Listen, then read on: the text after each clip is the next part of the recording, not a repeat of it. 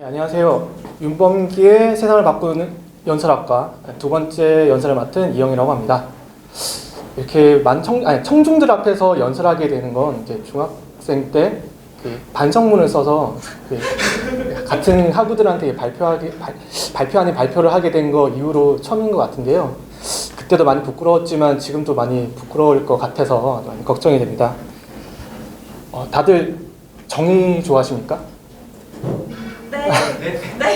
아니 제가 사실 정의라는 단어는 지난주에 딱 듣고 이거다 싶은 생각이 들었는데요. 안 그래도 제가 좀 약간 여담이지만 문재인 대통령을 이번에는 찍지 않았어요. 근데 저번에 그러니까 12년도였나요? 그때 찍었을 때는 딱 아까도 나왔던 그 문장들이 다 마음에 들었습니다. 기회는 평등할 것입니다. 과정은 공정할 것입니다. 결과는 정의로울 것입니다. 그래, 이거다 싶은 생각이 들었는데, 정의라는 말 다들 싫어하실 분은 없을 것 같아요. 옳고 바른 도리라는 말을 뭔가 부정할 수 있는 건 아니니까. 근데 물론 사람마다 정의가 좀 다를 수는 있습니다. 하지만 인권, 민주주의, 그리고 자유, 평등이라는 어떤 다들 보편적인 사상을 가지고 있다면은 사람들마다 가지고 있는 교집합은 어느 정도 한정이 있다고 생각해요. 그것이 크게 어긋난다고 생각하진 않습니다. 그리고 그런 어떤 열망하는 정의의 교집합이 존재한다고 생각하는데요. 그런 정의에 대한 열망은 정의를 세울 뿐만 아니라 정의를 지키게 한다고 저는 생각합니다. 그렇기에 우리가 2년 정도 지났나요? 이제 스스로 2년 정도 지난 촛불 시위도 그런 어떤 정의를 우리 지키기 위한 열망에서 시작되지 않았나라고 생각합니다.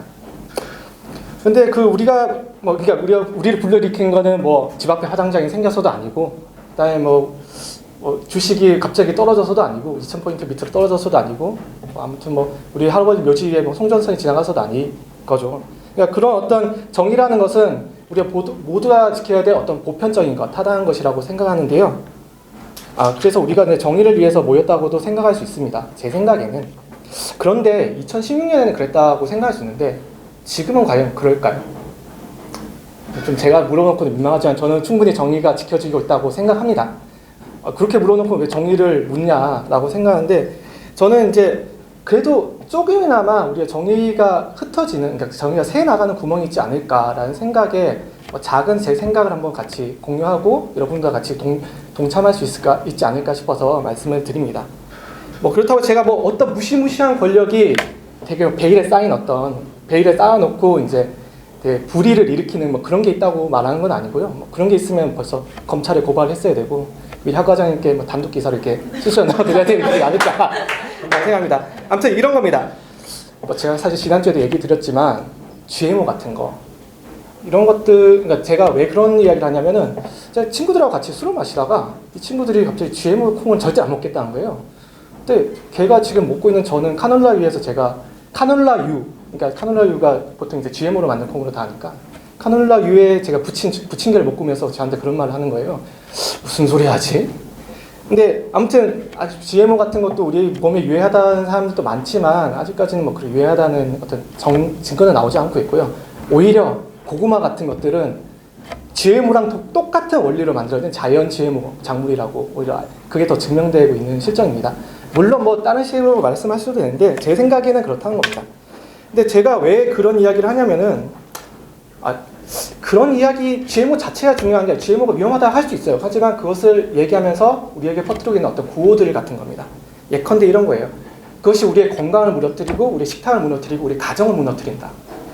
그러니까 이거 당장의 어떤 좀 센 감흥을 위해서 센 구호를 외칠 수 있다고 생각하지만 저는 이런 것이 우리 그러니까 이런 어떤 의심이라는 것을 우리의 실존의 공포와 바로 이어버리면서 우리의 좀 더 안 좋은 어떤 효과를 발휘하지 않나라고 생각합니다. 그러니까 이걸 먹으면 내가 죽는다고? 이런 실존의 공포 앞에서는 만인이 자유로울 수 없어요. 그러니까 이 공포를 발생시킨 것을 저는 제거해야 된다고 생각합니다. 하지만 이 공포는 쉽게 가시지 않을 거고 그렇게 실존의 공포 앞에서 한번 서버리면 우리는 그것을 빠져나갈 수 없는 상황이 됩니다. 그리고 이 공포는 우리 신체 안으로 멀리 나가봤자 우리 가족까지 이 공포에서 지키기 위해서 아주 이제 열심히 살게 되는데요. 저는 그런 것이 또 더 강화되면은 오히려 내 밖에 있는 것들을 더 혐오하지 않게 되나라는 생각도 하게 됩니다. 저는 그것을 경계하고 싶고요. 근데 실존의 공포는 다 누구나 있는 거 아니야? 태고 때부터 우리를 지키고자 하는 건 다 있는 거 아니야?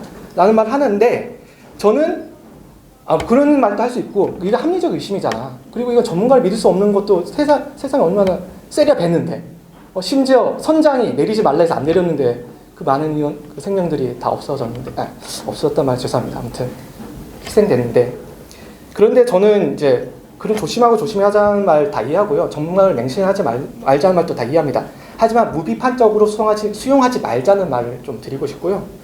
그래서 오히려 제가 말씀드리고 싶은 공포를 통해서 맺혀진 구호가 오히려 더 합리적인 판단을 더 흐트러지지 않냐라는 생각을 한다고 합니다. 또 지난번에 말했던 사례, 음이온 같은 거, 그래서 라돈 침대 같은 우리한테 다가왔죠. 그래서 근데 제가 과학에 대한 이야기만 많이 해서 그런데 다른 사례 하나만 더 말씀드리면은 이슬람 우리 예멘 난민들 혐오하는 것도 어떻게 보면 그런 맥락이지 않나라고 저는 생각합니다. 그래서 현대사회 조금만 하면 우리 현대사 역사는 공포에 대한 극복의 역사라고 저는 생각합니다. 서슬퍼런 총칼의 공포에서 우리는 벗어났다고 생각하는데요. 하지만 우리 그런 공포에서 벗어났다 하더라도 꼭 단지형 아파트에 꼭 살아야 되나?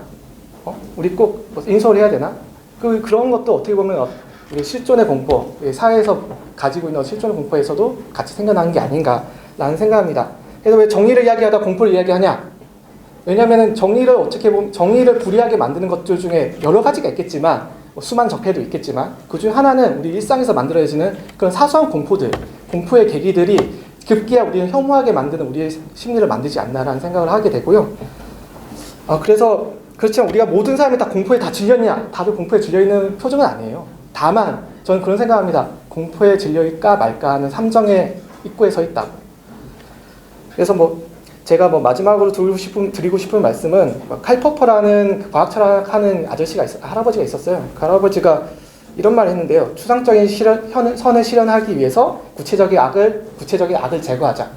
저는 이 말을 조금 비틀어서 정의의 실현은 구체적인 악의 제거로부터 시작된다.